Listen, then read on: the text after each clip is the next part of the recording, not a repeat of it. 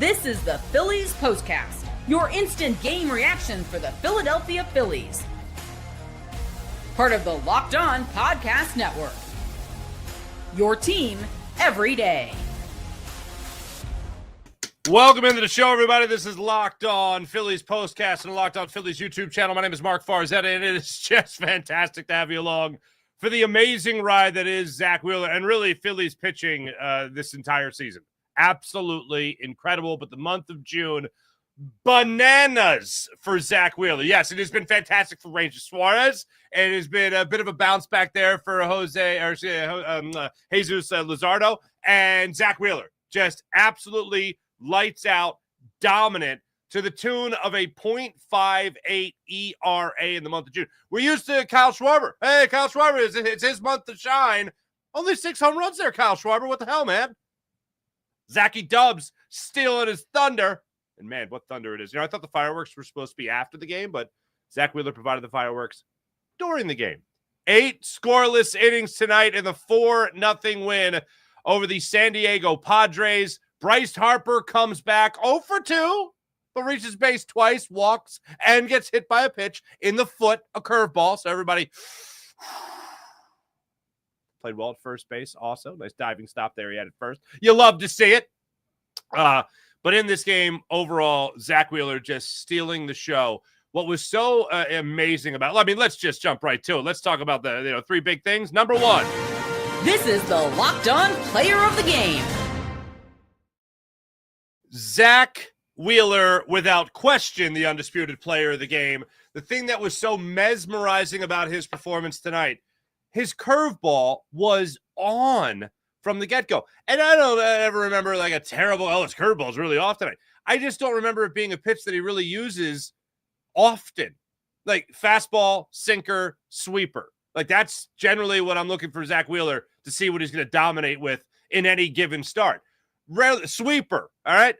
Curveball was magnificent. This might have been the greatest curveball I've seen from Zack Wheeler. In all his time in Philadelphia, this is probably his best curveball night. And he was dealing with it. Of the 10 strikeouts tonight, 4 came by way of the curveball as the put-away pitch. Fastballs used 4 times, sweeper once, sinker once. So the curveball, a rarity as his put-away pitch for tonight. Absolutely incredible from him. And really, you never see him rattled out there on the mound. Just continued to be cool, calm, and collected, no matter what. And if you look at his numbers for tonight alone, you're looking at the 8 scoreless, 6 hits, the 10 strikeouts, did not issue a walk. And by my count, he had 1 full count, and that was to Manny Machado in the 8th inning. And he was able to get Manny Machado to ground out to Alec Bohm at third base to punch him out. And then he got Jackson Merrill next on the fastball for his final strikeout and final batter that he faced in the game. Absolutely incredible. Tanner Banks, I see it come in there, take care of business to sign, seal, and deliver that game. Great, fine, whoopee. But mostly Zack Wheeler, absolutely dazzling tonight. And as it says in our thumbnail, Wheeler absolutely wowed tonight. And one of the best parts about tonight's game was seeing him go out there in that 3rd inning, gets an 8-pitch 3rd inning like it's nothing, goes through Maldonado, then Arise, then Machado. 8 pitches to get through those batters, especially the top of the order there for the San Diego Padres. 11 pitches. He started the 7th inning at 84 pitches, and I'm thinking, just get through this quick. Maybe we get 8. Maybe we get 8. He got through it quick with 11 pitches. Bogarts, Cronenworth got on the curveball, and then Johnson to line out to center field there for awaiting Brandon Marsh. And he did go into that 8th inning, obviously. Ended up with 95 pitches in total tonight, or started the inning at 95 pitches, and then just gave up a hit, and then was able to get out of that inning with just 12 pitches for Zack Wheeler. That's our man right there. Absolutely dealing in tonight's performance. As for the second big thing of tonight, you could even call it what I'll call it the turning point. Time to reveal where the game was won or lost. It's the turning point. 4th inning. Phillies are already up 1-0. Bryson Stott already has an RBI in the game, so that's good. Hits a bouncer to the right side of the infield with Brandon Marsh on third base. Phillies had a real interesting, Kepler, I believe, was on third base. Yeah, Kepler was on third base. So Bryson Stott steps up, does his job, hits a bouncer to the right side of the infield. That brings Kepler home to score on the bouncer, so it's 1-0 Phillies in the second inning. But in the fourth inning, you're looking for the Phillies to really see Zack Wheeler is absolutely dialed in, so you want the Phillies bats to do something. And as we know, as of late, it's been few and far between when it comes to the offense clicking it into high gear, okay?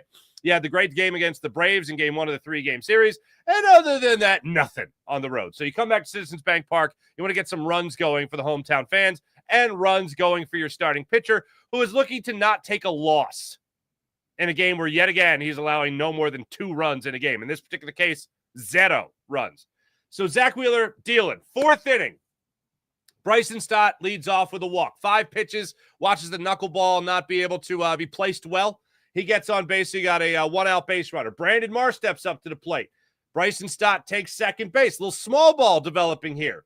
Then Brandon Marsh hits a high hopper up the first base line. Arise fields it. Can't flip it over to Waldron. He's a little late on that. Bryson Stott reads the play perfectly and scores from second base on an infield single. Great job by Bryson Stott, obviously, with the hustle. Great job by Bryson Stott recognizing the play, playing it perfectly, and scoring on that. Great job also by Brandon Marsh by busting it down the first base line for an infield RBI single. They also don't know what to do with the exchange at first base between Waldron and Arise. All hell was breaking loose. It was ridiculous. Our pets' heads were falling off. All crazy things. I can't help now. Look, Bryson Stott has had a disappointing year. Let's get that out of the way. Okay, disappointing really last 2 years, if we're talking, okay? So help me God if I didn't hear, you are the man, like in my head. Like if I didn't hear that, I had Harry Callis in my head, Chase Utley scoring on the little dribbler between first and third, or first in the pitcher's mound in Atlanta. Chase Utley comes around to score, and that's the play that made Harry Callis say, Chase Utley, you are the man. And it was in my head. It was in my head. More so the Harry Callis line, more so than comparing him to Chase Utley. But that play definitely had Utley vibes. And from there on out, I was like, I know it's 2-0, but that feels like it's a big night for the Phillies offense. Right away, Trey Turner steps up there. He gets an RBI infield single again, this one to third. Now all of a sudden it's a 3-0 game. I mentioned small ball in that fourth inning, which was really the turning point in this one altogether. Brandon Marsh was able to take second base on a steal using a beautiful slide, avoiding the tag. He looked like he looked like Trent Cole's swim move, if you will, getting to the quarterback with the type of slide that he went into the second base bag with. So he goes there, gets the stolen base, then he takes third on a wild pitch, little cross up there. It looked like between the knuckleballer and his catcher. Takes third base on that, so he's in scoring position. Trey Turner reaches on the infield single, beats out. No play was made. There was no play to be made. Run scores. Trey Turner takes first base, RBI infield single. 2 RBI infield singles. You want to talk about small ball? That's small ball. Then you need an exclamation point. How about the fifth inning? Nick Castellanos steps up. He times that slow pitch softball, 76-mile-per-hour knuckler from Waldron, and he just gets enough on it, turns on it for his 10th home run of the season. An absolute line drive about 5 rows up in the left field stands. 372 feet. Phillies take a 4-0 lead, and that's the way it would end. But absolutely amazing to watch the small ball in the fourth inning. Good to get Castellanos a home run there. That's great. And then also Zack Wheeler, more than anything, obviously, tonight. Just absolutely mesmerizing watching him. And I go back to watching, the 4 aces and Joe Blenton. I go back to watching that rotation and the expectations. This feels like the best thing since then. When we talk about Ranger Suarez putting up Cy Young numbers for 10 starts, and I even used the phrase last night, people use quality start. Forget about quality start. That's belittling of Ranger Suarez. Oh, it's quality. Oh, it's more than quality. Zack Wheeler and what he's been able to do through the month of June is fantastic. Also, I wanted to show you this through the month of June. This does not include tonight's start, but again, takes the loss. He allows 1 run that was unearned in Houston, and he takes the loss. 2-0 game there. Goes out there against the Mets. Not a lot of pitches in that one, but it was a 10-2 win. Phillies could have gone out there with one more inning. It was at 98 pitches in the 5th inning. Could have put him out there for one more. No need to. They had a huge 6th inning. That was that. Bing, bang, boom, done. Toronto Blue Jays, he went out there, 6 innings, 2 runs. One of them was earned. And then the Chicago Cubs, hell of a start there as well. Hey, I guess he likes being a dad of, what is it, a 4th daughter that he and his wife had? Beautiful. Absolutely beautiful. Good for them. I'm amazed by it all. And tonight, to see him reach into the bag and pull out 4 curveballs for put-away pitches, not something we're used to tonight from Zack Wheeler. Loved every ounce of it from the Phillies tonight. Loved Bryson Stott, his hustle. Same thing with Brandon Marsh, his heads-up play. Really a great June that had a not-so-great ending. Some rough patches along the way, certainly. But all in all, they come away with 14 wins in the month, and they come away 2 games above the Mets. And I think no matter how you'd slice it, if I would have told you at the beginning of the month of June that by the end of the month of June, the Phillies are going to be 2 games up on the New York Mets, you're going to be feeling pretty fantastic about that. And right now, I think people feel pretty fantastic about that. When we come back, we'll highlight one other thing from this game in particular that was great. And I'm sure it meant a lot to the player making his return. We'll talk about that when we return. This is Locked On Phillies Postcast and the Locked On Phillies YouTube channel. You guys have heard me talking a lot about FanDuel. How great is FanDuel? Sports in the summer, full swing, pun intended. Whether you're all about baseball under the lights, golf on the green, or high-stakes soccer action, FanDuel is the best way to make every game even more exciting. You're already following the action. Why not make it a little bit more thrilling? You know what I'm saying? With FanDuel, you can get in the game with your friends. Maybe get in the game with friends and family. Maybe get in on it on your own while your friends are getting sunburned on the beach. Don't forget the SPF. I've been using FanDuel for my favorite matchups, and the app, it just keeps it fresh, man. When you talk about daily propositions, daily promotions, and fun ways to bet, so many great things on FanDuel. Easy to use, easy payout as well, fast and simple. Makes the regular season even more exciting. So while I enjoy a same-game parlay or watching a bet ride in the 9th inning, FanDuel is where it's at. If you're new to FanDuel, new customers can get bet just $5 and get $150 in bonus bets if your first bet wins. Open the FanDuel app today or visit FanDuel.com to get started. That's FanDuel.com.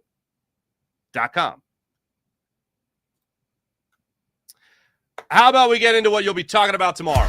This is what you'll be talking about. You'll be talking about Zack Wheeler's utter dominance. You'll be talking about maybe the fireworks display after the game. If you're at the game tonight, that'll be fun. And I think you'll also be talking about Bryce Harper's return, and you'll be talking about Bryson Stott's great play in the 4th inning. But as far as Bryce Harper goes, it was great to hear him get the ovation that he got tonight at Citizens Bank Park. He was coming back from missing just about a little less than a month, about a month exactly, actually, in coming back to South Philadelphia and making his debut. He said he doesn't think he can make it worse, but he's got to learn how to manage it when it comes to the injury. And he doesn't think he can feel any better than he feels right now. So it's, I guess, now or never in his mind. But absolutely love to see him back there. Love to see the ovation. Now, as far as the production, look, 0 for 2. Walk, good for him. Hit by a pitch, nothing serious. But there was one particular instance where I said, oh, there's that swing. And I think it was his second at bat of the game. First at bat, plate appearance, I should say. He walked. Then he came back around in the 3rd inning, and he jumped on a first pitch and just hit a sharp one up the first baseline that I believe was snagged by Arise. But that had double potential, but they were playing no doubles, essentially. They were guarding the lines, and they were able to get to that one. But he was the second one up in the inning. Kyle Schwarber struck out ahead of him on the knuckleball. And then Bryce Harper came up and he hit the ball in the screws. It was just right at Arise. So that was that. Next batter in that inning was Alec Boehm. He worked a walk. He was able to go get in the scoring position. And then this is a play that I think you'll also be talking about tomorrow. Max Kepler. All right, let's be on the same page here. This guy, he needs some big hits. He's obviously under some duress given the situation in left field right now. him not being an everyday left fielder, like he signed here to be an everyday left fielder. Well, he hits an absolute dart to dead center field. Jackson Merrill, back on it, back on it, back on it, leaps, full extension, right in the pocket of his mitt. Phenomenal play to rob a 3-run home run from Max Kepler. I was like, I feel like that's the second time I've seen that happen to Max Kepler. Sure enough, later in the game, they ended up showing on the broadcast it is the second time it's happened to Max Kepler. It's about the second time it's happened in about exactly a month. So a little bit of a rough one there for Max Kepler, unfortunately. Let's get into the chat check and see how you guys are doing on this fine evening. Let's get into it here. Michael Evans, what's going on? Wheeler, amazing. Marsh made things happen. And most important, Kruk was en fuego. John Kruk was on fire tonight. Him telling the minor league story. When he starts talking about, was it Mexican Penal League? Minor league baseball. When he started to, oh man, just keep talking, Krucker. Just don't let the game interrupt you. Just don't let the game. Home run, I don't care. Just keep talking. Absolutely love it. Michael Evans again. What does it say about the pen when Banks is pitching the 9th inning? What must Romano be thinking at this point? You have any ZD? All right, anyway. What do I got? Zack Wheeler, you are the man. There you go, Morgan Lee. Zack Wheeler, you are the man. Am I alone? Let me just take a pause here for a second. Harry Kalas died 16 years ago. Wow. I can't be the only one that still thinks, how would Harry call it? Like, I'm not the only one, right? Like, is that still in the back, like, the forefront of people's minds? Like, and I love T-Mac and I love Scott Fransky. Those guys are amazing. But, like, it's Harry. Like, I still have it in the back of my mind. Like, how would Harry have called it? Like, absolutely tonight when Stott came around to score, would he have thrown in a "You are the man"? I don't think so. I think that belongs to Chase Utley.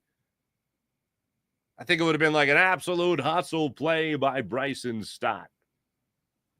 Something like that. But it's still in the back of my head. Jerry Von Skyver, what's going on? Starting pitching the last week has been phenomenal.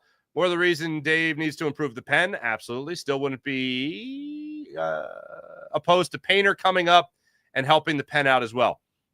I know you brought that up before. I don't see him using him out of the bullpen. Nathan Watson, what's going on? Ridiculous. This is only Wheeler's 8th win on the year. Sell the bullpen, says Nathan.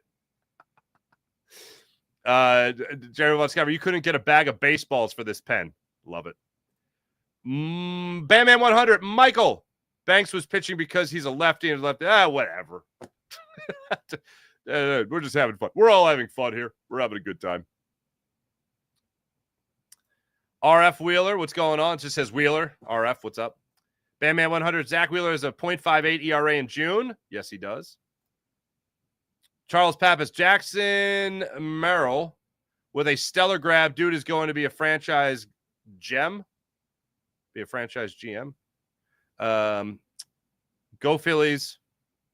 Ain't seeing rings, but they are a good team. There you go, Charles. I think you and I are on the same page right now. Nate Gordis, you're late. You're late. Jeremy, hello. Danny Prado, what's going on? Joel Elvers, what's going on? Great game overall. Shout out to Merrill for robbing Kepler the home run. I thought it was appropriate for Kepler caught Merrill's fly ball the very next at bat. Not a robbery, but still, I guess it's in the star. It's in the stars.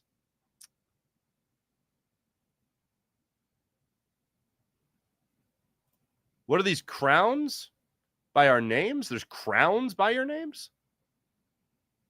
I have no idea. Hold on. Let me see. Let me try to monitor the actual chat on YouTube. Oh, man, I'm in the vortex. I'm in the vortex.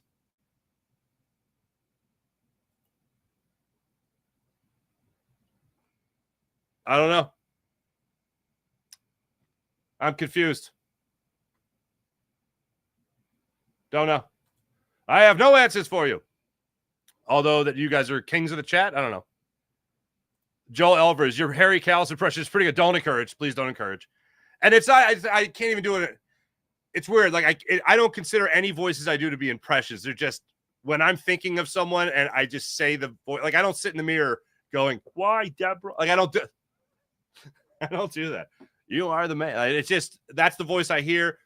My good friend Joe Conklin, for those that know, Joe Conklin calls it. Yeah, you've heard of eye-hand coordination. He has ear-mouth coordination. Like he can hear it and then hit those notes of that person's voice. And he's told me that I have a little of that. So that's I don't really do it unless I'm doing Godfather. If I'm doing Godfather with the music box, then obviously I'm doing an impression. That's one I may have stared at myself in the mirror. Just do, am I going off? How I feel? You know what I'm saying? Anyway, enough of that. I'm great at parties. Anyway, Ari Stein, what's going on? Miss me? Boy, do I miss you. Ari Stein, go Birds. That a fella. Joel Evers, honestly, I didn't know he had such a good batting average at first. Oh, Nick Castellanos? Yeah, like the 460 batting average swinging to the first pitch.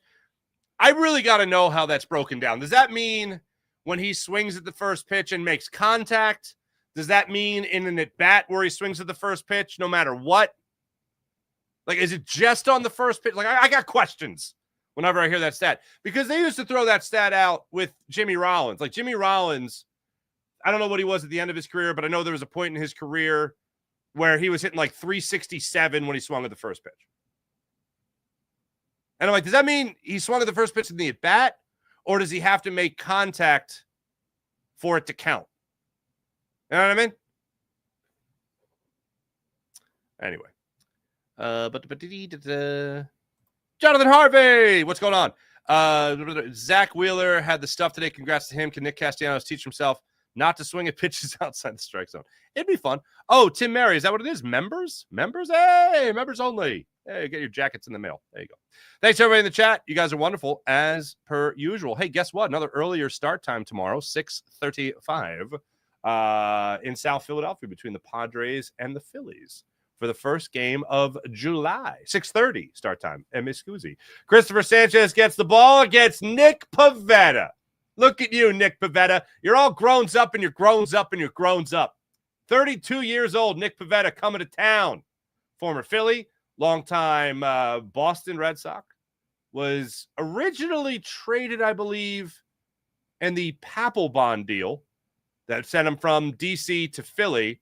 And then from Philly, he went to Boston. And now he's with San Diego. He comes into town 8-2 on the season with a 3.36 ERA. Does the righty. He is coming off a start against the Washington Nationals, as fate would have it. 7 scoreless, 3-hitter, 10 strikeouts for Nick Pivetta. How about that? 32 years young. Good for you, son. This is velo these days. Fastball's 93. Curve at 79. Seems like the very same. It's curve and a sweeper around the same. So there you go. So 93 mile per hour fastball is what he's bringing. Oh, I see a 94. Look at him. Thanks for watching. Thanks for listening. This is Locked On Phillies Postcast on the Locked On Phillies YouTube channel. Make sure you guys like and subscribe. Be back with you guys right here tomorrow. Also, Locked On 76ers tomorrow morning on Locked On Sixers YouTube channel, 76ers YouTube channel with Keith Pompey and myself. And Locked On Eagles 1 hour podcast with Jason Martinez, Harry Mays, and Louis DiBiase on Locked On Eagles YouTube channel as well. Thanks for watching. Thanks for listening. Back with you guys tomorrow. See you then. Have a great rest of your night and go Phils.